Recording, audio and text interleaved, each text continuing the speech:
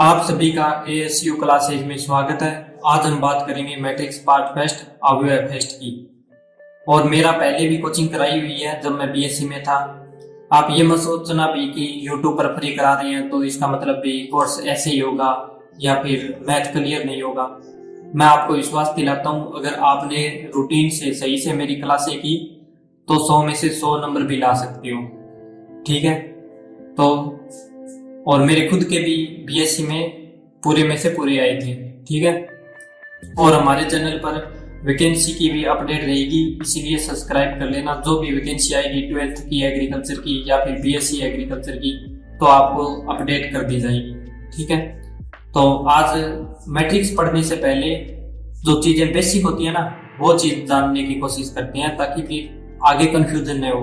यही सबसे ज्यादा कंफ्यूजन होती है प्लस माइनस में। बस मैट्रिक्स बहुत आसान होती है, बस ये प्लस माइनस होता है, इसमें ज्यादा कंफ्यूजन होती है। तो मैंने मेरे हिसाब से 2 रूल बनाए हैं ताकि आपको कंफ्यूजन न हो बिल्कुल भी। ठीक है, ये प्लस माइनस के रूप में रूल है और ये मल्टीप्लिकेशन के रूप में रूल है। ठीक है, तो प्लस माइनस का क्या कहता है? चिन्ह। चिन्ह कौन सा आएगा? जो संख्या बड़ी होगी उसका चिन्ह आएगा। ठीक है, भी जो संख्या बड़ी है, जैसे एग्जाम्पल ये देखो +2 -1, इसमें बड़ी क्या है? +2 की, तो प्लस का है तो प्लस का आएगा। ठीक है, चिन्ह की बात होगी। और संख्या क्या होगा? समान चिन्ह आने पर संख्या जुड़ेगी व असमान चिन्ह आने पर संख्या घटेगी। तो देखो समान चिन्ह आ जाएगा ना तो संख्या जुड़ जाएगी, चाहे माइनस माइनस आओ। जैसे एग्जाम्पल मैं बता देता हूँ, जैसे -2 ये देखो समान चिन्ह है, माइनस माइनस तो 4 हो जाएगा। और बड़ी संख्या बराबर ही है दोनों तो माइनस ही लिख दो। ठीक है, तो समान चिन्ह आने पर संख्या जुड़ जाती है संख्या के मामले में। और असमान चिन्ह आने पर जैसे ये देखो अलग अलग चिन्ह है, -2 +1 अलग अलग चिन्ह है तो फिर दोनों घट जाएगी। ठीक है, घटेगी, माइनस हो जाएगी। तो -2 और +1 तो क्या हो गया? -1। -2 में से एक गए 1 और माइनस का क्यों आया? क्योंकि ये संख्या बड़ी है तो बड़ी वाली माइनस लगा दी। आगे बात समझ में? प्लस माइनस का क्लियर हो गया। अब मल्टीप्लिकेशन में देखते हैं। मल्टीप्लिकेशन में 2 संख्याओं का, ये संख्या ना, संख्याओं का तो आपको पता ही है भी, जैसे 2 × 3 है तो 6 ही आएगा, चाहे प्लस हो चाहे माइनस हो, है ना। बस चिन्ह का थोड़ा चेंज भी ध्यान रखना पड़ता है मल्टीप्लिकेशन में। तो इसमें चिन्ह का क्या है? समान चिन्ह आने पर प्लस और असमान चिन्ह आने पर माइनस। जैसे प्लस प्लस आया तो प्लस आएगा, जैसे प्लस का ही 2 है प्लस का ही 3 है तो यहाँ पे प्लस आ गया। प्लस को अपने लिखते नहीं है क्योंकि यहाँ नहीं लिखते तो प्लस ही समझा जाता है। और माइनस माइनस, अगर यहाँ पे -2 और -3 होता तो भी 6 आता प्लस का। आगे बात समझ में? ये तो हो गई समान चिन्ह आने पर प्लस और असमान चिन्ह आने पर, जैसे -2 × +3। ठीक है, तो ये चीज आ गई। तो असमान चिन्ह है तो माइनस और मल्टीप्लिकेशन कर देंगे 3 × 2 और 6। अब ये देखो 2 आ गए ना, ये चिन्ह है भी इंटू और प्लस, तो इसको ब्रैकेट में लगा देते हैं ऐसे ताकि भी ये मल्टीप्लिकेशन में है तो 2 चिन्ह मिक्स न हो। ठीक है, हमेशा ऐसे ब्रैकेट लगा देते हैं। अभी मान लो भी मैं आपको देता हूँ 5 × -2, इसका बताओ कि क्या आएगा? आप सोचो खुद पहले भी। देखो 5 दूनी 10, गुणा है तो 10 तो हो गया। अब चिन्ह देखना है, ये प्लस का है और ये माइनस का है, तो असमान चिन्ह है तो क्या आएगा? माइनस, तो माइनस। इसी प्रकार ये अब बाकी क्लियर हो जाएगा, अपने क्वेश्चन करेंगे तब। ठीक है, ये यहाँ तक हो गया। अब अपने कोष्टक और देख लेते हैं भी। अगर कोष्टक से पहले माइनस चिन्ह आता है तो कोष्टक हटाते ही अंदर की संख्या का चिन्ह चेंज हो जाएगा। जैसे ये कोष्टक होती है ना, छोटा कोष्टक है, बड़ा कोष्टक है, मंझला कोष्टक है। ठीक है, तो ये हटाएंगे ना अगर बाहर माइनस होगा। मैं एग्जांपल के थ्रू समझा देता हूं ताकि आपको और क्लियर हो जाए। ठीक है, अब देखो यहाँ पे माइनस आ गया, ये 1 -2 +3 -4, ये चीज आ गई। अब अपने को क्या करना है भी? पहले कोष्टक हटाना है। कोष्टक हटाते ही क्या होगा भी? अंदर वाले जितने प्लस के हैं वो माइनस के और माइनस के हैं वो प्लस के, जैसे अंदर की संख्या के चिन्ह चेंज हो जाएंगे। तो अभी देखो ये 1 है, ये किसका है? प्लस का। और ये चिन्ह कौन सी माने जाती है? जो संख्या होती है उसके आगे वाला जो चिन्ह होता है ना, वही उस संख्या का चिन्ह होता है। तो 1 के आगे कुछ नहीं है, मतलब प्लस का है, तो ये माइनस का 1 हो जाएगा। यहाँ माइनस का 2 है, तो ये प्लस का 2 हो जाएगा। ये प्लस का 3 है, माइनस का 3, और ये माइनस का 4 है, प्लस का 4। ऐसे हो जाता है। अब जोड़ना है तो देखो माइनस माइनस वाले हमेशा अलग जोड़ना पहले, सबसे पहले, और प्लस प्लस वाले अलग जोड़ना है। तो माइनस और माइनस मतलब 3 और 1 4, माइनस के 4, 4 और 2 6, प्लस के 6। ठीक है, तो 6 में से 4 गए, 2 अलग अलग चिन्ह है तो घट जाएगी संख्या। और बड़ा किसका है? प्लस का, तो यहाँ पे प्लस आ गया। प्लस हमने लिखते नहीं है, तो इसका इस समीकरण का क्या आ गया आंसर? 2। ठीक है, आगे बात समझ में कोष्टक वाली, प्लस माइनस, मल्टीप्लिकेशन और कोष्टक, ये 3 चीज क्लियर हो गई ना, तो मतलब समझ लो मैट्रिक्स और सारणी आपकी क्लियर हो गई लगभग। बस इसी में कंफ्यूजन होता है और बस पैटर्न रहता है, उसी के अनुसार चलता है। ठीक है, और मैथ में 3 रूल हमेशा ध्यान में रखना। पहला, बी दिया क्या है, जो चीज दी हुई होती है वो देख लो।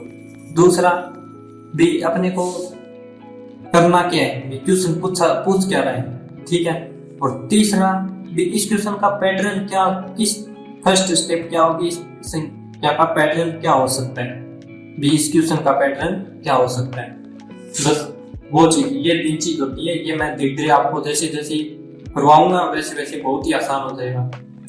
आपको बिल्कुल बेसिक से एकदम हाई लेवल तक करवा दूंगा, ताकि आपको एक भी क्वेश्चन में कंफ्यूजन न हो और 100 में से 100 नंबर लास्ट हो।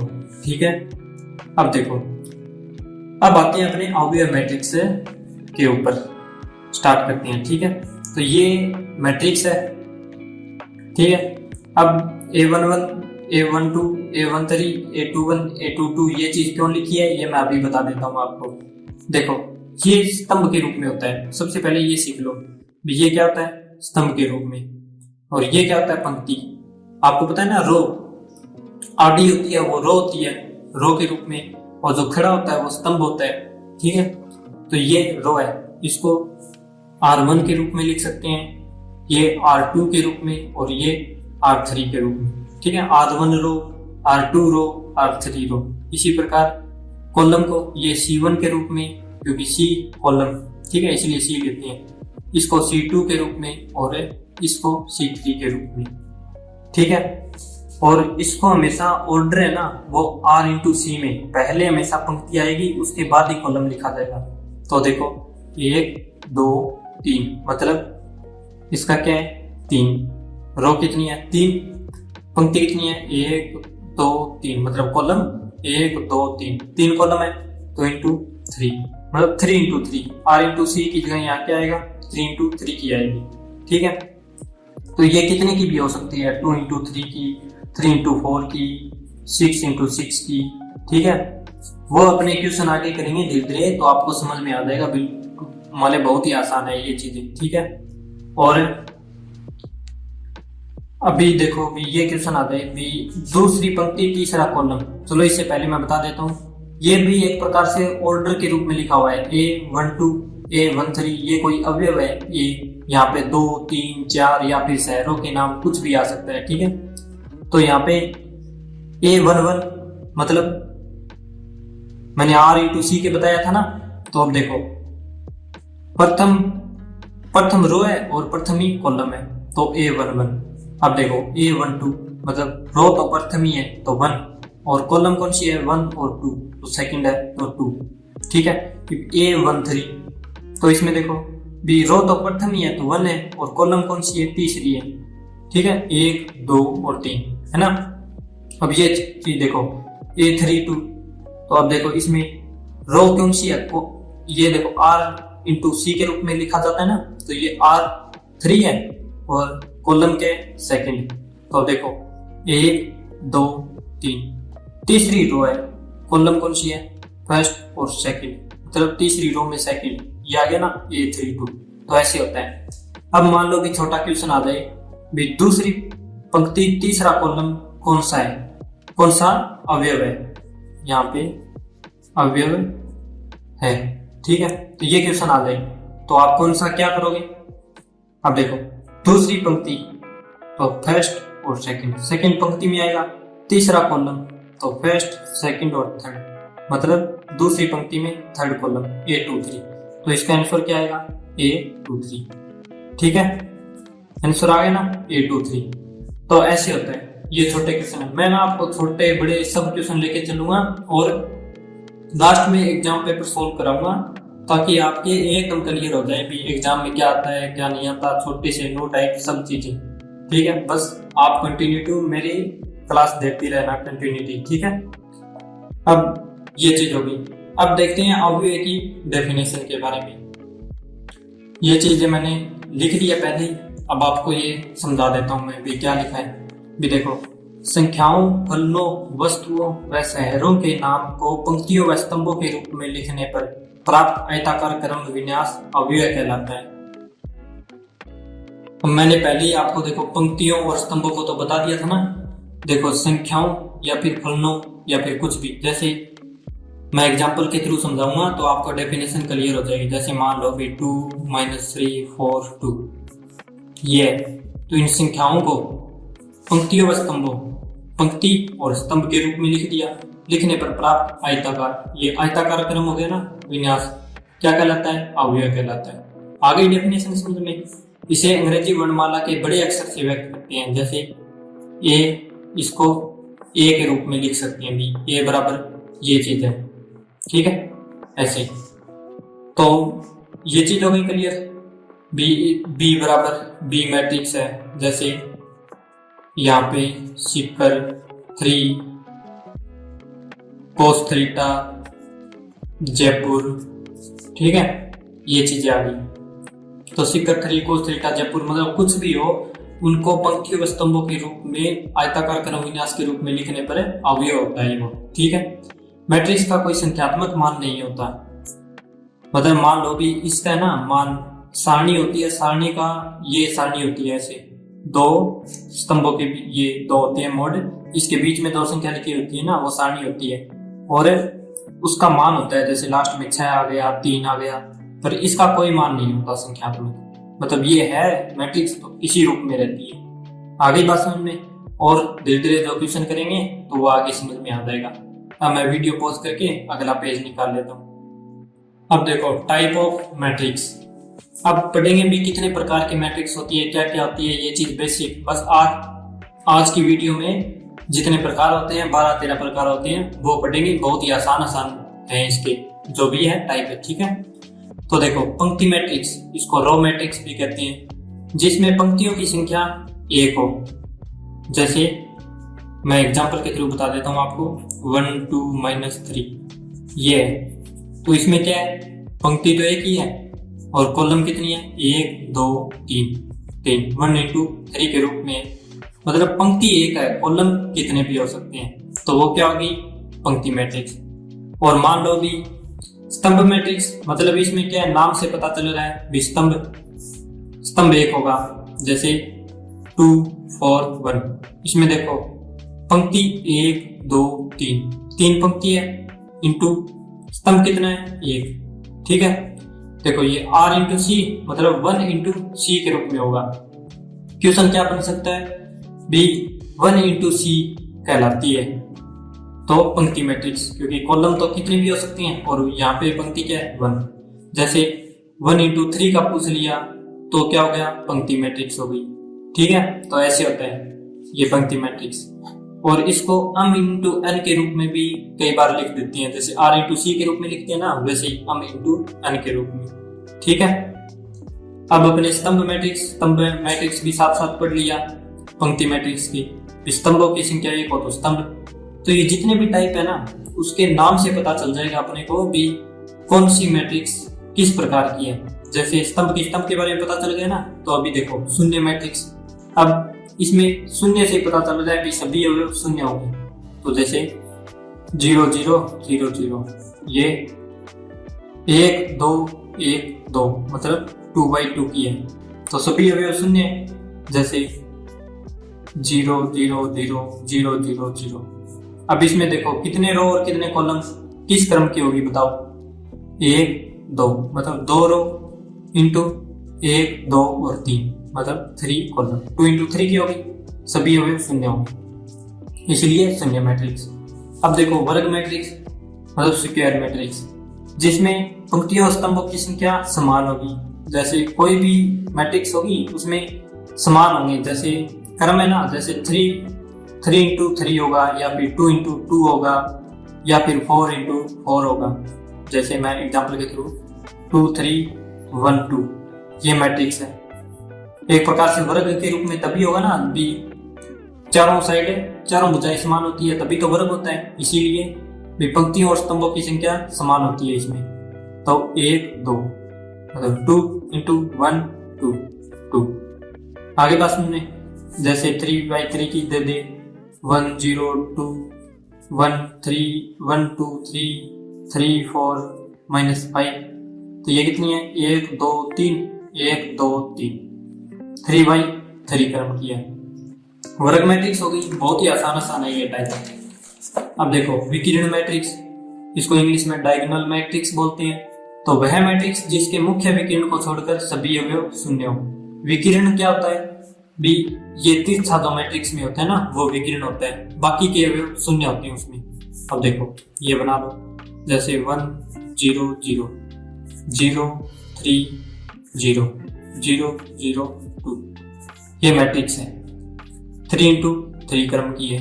ठीक है, तो इसमें क्या है विकिरण के अवयव है वो क्या है शून्य नहीं है, और बाकी के अवयव शून्य है। ठीक है, ये विकिरण है ना, ये देखो ये विकिरण है। विकिरण के अवयव को छोड़कर सभी अवयव शून्य है, तो वह क्या कहलाती है विकिरण मैट्रिक्स। ठीक है, आगे बात समझ में। और वह वर्ग मैट्रिक्स होगी हमेशा ये। ठीक है, तभी तो विकिरण बनेगा ऐसे, और बाकी के अवयव शून्य होंगे। ठीक है, तो वह वर्ग मैट्रिक्स जिसके मुख्य विकिरण को छोड़कर सभी अवयव शून्य हो। फिर एडिश मैट्रिक्स, तो एडिश मैट्रिक्स में क्या होता है भी वह विकिरण मैट्रिक्स का नाम आ गया ना, तो विकिरण मतलब ये बाकी के अवयव शून्य होंगे, जिसके सभी अवयव समान हो, मतलब इसमें सभी अवयव समान होते हैं विकिरण के। तो विकिरण मैट्रिक्स में क्या होता है भी विकिरण को छोड़ के, जैसे 2/2 की कर लेते हैं शुरू में, 3/3 की कर लेते हैं एक बार, 3 3 3 सभी अवयव समान है 3 3, बाकी के क्या होंगे 0। विकिरण के सभी अवयव समान होते हैं, वह विकिरण मैट्रिक्स जिसके सभी अवयव समान है, बाकी के 0 है। तो साथ में ये विकिरण मैट्रिक्स भी है, और साथ में स्केलर मैट्रिक्स या फिर एडिश मैट्रिक्स भी है। ठीक है, जैसे 2 0 0 2 ये 2/2 की है, ये 3/3 की है। ठीक है, तो ये क्या होगी एडिश मैट्रिक्स होगी। अब देखो इकाई मैट्रिक्स, इसको 3 नाम से बोल सकते हैं, इकाई भी बोल सकते हैं, तत्समक भी बोल सकते हैं, और एकक भी बोल सकते हैं। और इसको इंग्लिश में आइडेंटिटी मैट्रिक्स या फिर यूनिट मैट्रिक्स। ठीक है, अब देखो वह एडिश मैट्रिक्स जिसके सभी अवयव इकाई हो। अब देखो एडिश मैट्रिक्स क्या थी, जिसमें सम अवयव हो, तो इसमें भी सम अवयव होंगे, और बाकी के क्या होंगे शून्य होंगे, जैसे 1 0 0 0 1 0 0 0 1। ठीक है, अब ये देखो इसमें सभी अवयव 1 1 1 इकाई है, वह मैट्रिक्स जिसके सभी अवयव इकाई हो, तो इकाई होंगी, तो वो इकाई मैट्रिक्स या तत्समक या एकक मैट्रिक्स हो जाएगी। और वह एडिश मैट्रिक्स इसीलिए बोला क्योंकि सभी अवयव समान है इसमें, इसलिए इसको एडिश मैट्रिक्स बोल दिया। ठीक है, तो ये इसको है ना आई के रूप में लिखते हैं, इकाई मैट्रिक्स को आई के रूप में लिखते हैं। आगे क्वेश्चन में भी आएगा अभी आई ऐसे डायरेक्ट है ना 2i बोल देगा, तो फिर ये आई है ना, आई की जगह ये मैट्रिक्स बनानी है, वो मैं आगे समझा दूंगा आपको। ठीक है, जैसे 2/2 की करेंगे तो 1 0 0 1 2/2 की। ठीक है, अब 8 नंबर एग्जाम्पल, क्योंकि ये ना नाम से पता चल रहा है, इसमें भी नाम से देखो भी ऊपरी त्रिभुजाकार मैट्रिक्स, मतलब ऊपर की तरफ त्रिभुज बनेगा। अब मैं समझाऊंगा तो आपको और क्लियर हो जाएगा। जैसे वह मैट्रिक्स जिसके नीचे के सभी अवयव शून्य हो। अब देखो ये कोई मैट्रिक्स है, 2 3 1 2 1 3 0 0 0। ठीक है, ये मैट्रिक्स ले लिया अपने। अब देखो इसमें ये देखो ये त्रिभुज बना रहा है ना ऊपर की साइड, ये देखो ये त्रिभुज बना रहा है ऊपर की साइड, तो इसलिए ऊपरी त्रिभुजाकार बोल दिया। और नीचे के अवयव शून्य है, देखो वह वर्ग मैट्रिक्स जिसके नीचे के सभी अवयव शून्य है, नीचे के सभी अवयव शून्य है, और ये हमेशा वर्ग मैट्रिक्स के रूप में होगा 3x3, इसीलिए इसको वह वर्ग मैट्रिक्स बोल रहे हैं। ठीक है, आगे बात समझ में। अब अगला टाइप क्या होगा, निम्न त्रिभुजाकार मैट्रिक्स, मतलब नीचे त्रिभुज बनेगा, ऊपर के अवयव शून्य होंगे। ठीक है, ऊपर बोला है तो नीचे के अवयव शून्य होंगे, ये चीजें थोड़ा ध्यान में रखना। ठीक है, अब देखो वह वर्ग मैट्रिक्स जिसके मुख्य विकर्ण के ऊपर के सभी अवयव शून्य हो, जैसे ये बना दिए अपने मैट्रिक्स। अब 2 1 2 -1 -5 3 0 0 0। इसमें क्या है, ऊपर के अवयव शून्य है, और ये क्या है, मुख्य विकर्ण। तो मुख्य विकर्ण के नीचे ये त्रिभुज बना रहा है इसे, तो निम्न त्रिभुजाकार। नीचे की तरफ त्रिभुज बने तो निम्न त्रिभुजाकार। वह वर्ग मैट्रिक्स जिसके मुख्य विकर्ण के ऊपर के सभी अवयव शून्य हो। ठीक है, आगे बात समझ में, निम्न त्रिभुजाकार मैट्रिक्स कहलाती है। अब देखो समान मैट्रिक्स। समान मैट्रिक्स क्या होती है, भी कोई दो मैट्रिक्स होती है, वो दोनों समान होती है, तो नाम से पता चल रहा है समान है तो समान है। तो वह दो मैट्रिक्स जिनके सभी अवयव समान हो, पंक्ति व स्तंभ भी समान होने चाहिए। जैसे A बराबर दे दिया 2 0 1, ठीक है, और B बराबर दे दिया A 1 1 A 1 2 A 2 1 और A 2 2। ठीक है, अब अपने इसमें क्वेश्चन क्या बनता है, अभी A बराबर B है, मतलब A के B समान मैट्रिक्स है, तो फिर A 2 2 क्या होगा। अब देखो A 2 2 मतलब A 2 2, तो ये देखो फर्स्ट सेकंड रो में, फर्स्ट सेकंड कॉलम में जो अवयव है, फर्स्ट सेकंड रो में सेकंड कॉलम में 1 है, तो A 2 2 क्या होगा, 1 होगा। देखो समान मैट्रिक्स में ऐसे होता है। ठीक है, इन दोनों में ये सभी अवयव है ना, ये समान हो गए इन दोनों में। A 1 2 कौन सा है, 3 है, A 1 1 कौन सा है, 2 है, तो ऐसे ही ये समान मैट्रिक्स होती है, और इसको आगे क्वेश्चन में भी अपने सोल्व करेंगे आगे की क्लास में। अब देखो परिवर्त मैट्रिक्स या ट्रांसपोज मैट्रिक्स, वह मैट्रिक्स जिसके पंक्तियों को स्तंभों में और स्तंभों को पंक्तियों में परिवर्तन कर देते हैं। नाम से पता चल रहा है ना, परिवर्तन मतलब परिवर्तन करना है। अब मैं एग्जांपल के थ्रू समझाऊंगा आपको, ये चीज एक बार थोड़ा साइड में रखना, मैं एग्जांपल के थ्रू पहले डेफिनेशन समझा देता हूँ। अब देखो जैसे A बराबर 1 3 1 2 3 5 4 5 6, ये चीज है, A दे दिया। तो अब इसका A परिवर्त क्या होगा, इसको देखो इसे AT या फिर A' से लिखते हैं, तो AT के रूप में लिख दिया, या फिर अपने A' के रूप में भी लिख सकते हैं। ठीक है, अब इसका परिवर्त मतलब क्या बोला इसने, पंक्तियों को स्तंभों में और स्तंभों को पंक्तियों में। तो पंक्ति कौन सी है, ये 1 2 3, मतलब ऐसे बदल देंगे, तो पंक्ति क्या है 1 3 1 1 3 1। देखो ये पंक्ति R1, इसको C1 में बदल दिया, पंक्ति को स्तंभ में बदल दिया।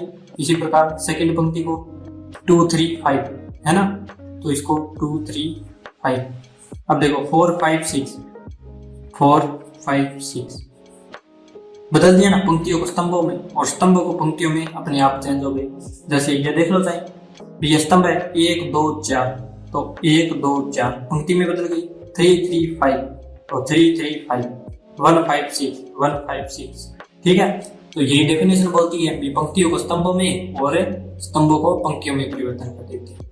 अब ये चीज ध्यान में रखना, भी नो टाइप में याद आते हैं, भी A का परिवर्त कर देंगे, फिर ब्रैकेट, फिर दोबारा परिवर्त करेंगे, तो ए ही आएगा। अपने को पता है अभी इसको इसमें चेंज किया है, तो इसको दोबारा परिवर्तित करेंगे, ठीक है, तो दोबारा परिवर्तित करेंगे तो यही तो आएगा। जैसे 1 2 4 को वापिस कॉलम में चेंज करेंगे तो 1 2 4 यही तो आएगा। 3 3 5 तो 3 3 5, इसलिए एक तो ये होता है बी। ए डैश का डैश बराबर क्या होता है ए, ठीक है। एक नंबर समझ में आ गया।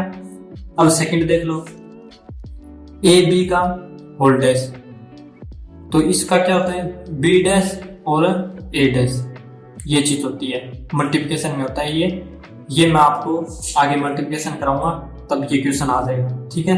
बी ए बी का पूरे का परिवर्त करेंगे तो बी का परिवर्त मल्टीप्लिकेशन ए का परिवर्त होता है, ठीक है। इसी प्रकार ए प्लस माइनस बी मैट्रिक्स का परिवर्त करेंगे तो ए का परिवर्त प्लस माइनस बी का परिवर्त। जैसे प्लस माइनस दोनों मैंने इसलिए लिखा क्योंकि ए प्लस बी ऐसे भी हो सकता है। परिवर्त करेंगे तो ए का परिवर्त प्लस बी का परिवर्त, ठीक है। जैसे ए माइनस बी आ गया, ऐसे आता है परिवर्त, तो ए का परिवर्त माइनस बी का परिवर्त, ये दोनों बराबर होते हैं, ठीक है। अब ये चीजें ना ये क्वेश्चन में अपने को पता चलेगी कि कैसे क्या चीज बराबर होती है। अभी तो ये चीज समझ लो, आगे जोड़ भी, इन मैट्रिक्सों का जोड़ना घटाना और मल्टीप्लिकेशन करना ये भी सीखेंगे, ठीक है। आज की क्लास में बस इतना ही है, भी जितने टाइप है वो कर लेंगे, ओके। अभी देखो सममित मैट्रिक्स या फिर साइमेट्रिक मैट्रिक्स। तो साइमेट्रिक सममित तो नाम से थोड़ा सा पता चल रहा है, तो अपने देखते हैं अभी वह मैट्रिक्स जिसका परिवर्तन करने पर भी समान बनी रहे तो सममित हो गई ना। तो देखो ए का ए टी के रूप में चेंज करेंगे तो वो समान ही रहेगी। एग्जाम्पल ये एक प्रकार से अपने एग्जाम्पल लिए है, तो जैसे ए है तो इसका ए टी करते हैं, परिवर्तन करते हैं। अब खुद करके देखो परिवर्तन हमेशा, जैसे इसका परिवर्तन करेंगे तो 1 5 कॉलम है, पंक्ति में कर दो 1 5 5 8 5 8। अब देखो इसमें और इसमें कोई सेम मतलब इसमें और इसमें कोई परिवर्तन है क्या? नहीं है ना। तो ए बराबर 80 हो गया ना, ए बराबर 80। इसी प्रकार ये एग्जांपल देख लो, बी इसका बी टी करते हैं, बी का परिवर्तन करते हैं। तो देखो 4 1 -2 4 1 -2 1 -2 5 1 -2 5 -2 5 3 -2 5 3। अब इसका परिवर्तन किए तो इसमें और इसमें कोई फर्क है तो देख लो 3/3 का कोई भी आपको ध्यान से देखना चाहिए, कोई भी फर्क नहीं होगा चाहिए। इसको वापस कर लो तो ये हो गया ना b बराबर bt। तो यही तो बोलता है b जिसका परिवर्तन करने पर भी समान बनी रहे वह मैट्रिक्स। b परिवर्तन कर दिया तो भी समान बनी रही है, तो इसलिए सममित हो गया। अब इसका ही दूसरा रूप है विषम सममित मैट्रिक्स। तो विषम सममित मैट्रिक्स में क्या होता है, इसको स्क्यू सिमेट्रिक मैट्रिक्स भी बोलते हैं, ठीक है। तो वह मैट्रिक्स जिसका परिवर्तन करने पर मैट्रिक्स का चिन्ह चेंज हो जाता है। जैसे AT है, इसका ऐसे परिवर्तन करेंगे तो -a के बराबर हो जाएगा। अब मैं इसको एग्जांपल के थ्रू समझा दूंगा आपको ये कैसे होता है।